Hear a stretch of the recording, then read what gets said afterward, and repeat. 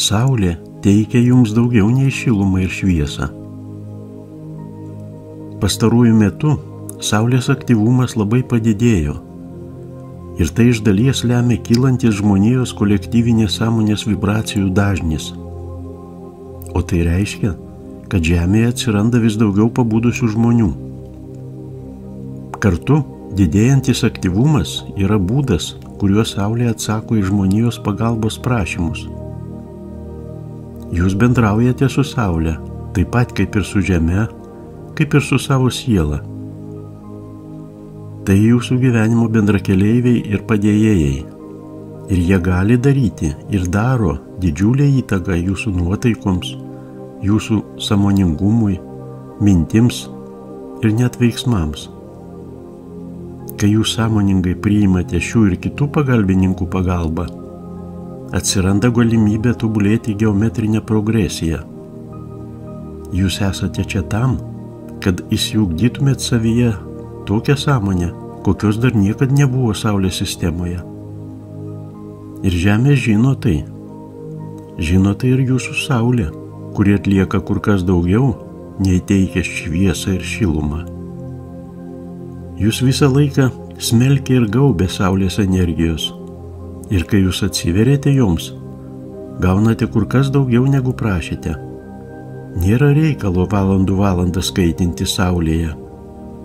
Nereikia žiūrėti tiesiai į ją, bet reikia kasdien skirti laiko tam, kad jos energija pasiektų jūsų vidų.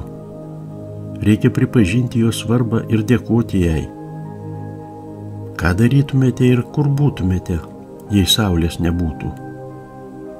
Juk visa materija yra persunkta sąmonės ir visos esybės yra savaip sąmoningos.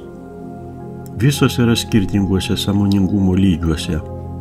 Imkite galvoti apie Saulę kaip apie sąmoningą būtybę, kaip apie pagalbininkę, nes tai ir yra tikroji jos sielos prigimtis.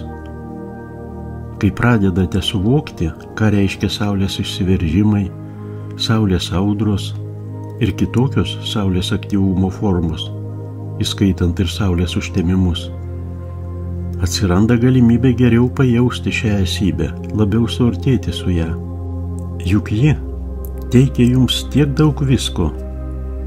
Taip pat ji primena, kad jūs visada galite tikėtis pagalbos ateinančios iš aukščiau. Ji taip pat primena, kad danguje yra ir daugiau pagalbininkų. Kitą kartą, kai pasijusit vieniši ar netekę vilties, atminkite, kad Saulė visada šviečia. Ir kai jūs gaunate tai, kas duodama, atminkite, kad gaunate kur kas daugiau, negu manote gavę. Jūs esate susiję su daugeliu kitų esybių, matomų ir nematomų. Išnaudokite visą gaunamą pagalbą. Išnaudokite visus turimus instrumentus ir žinias, kurios yra jūsų dispozicijoje.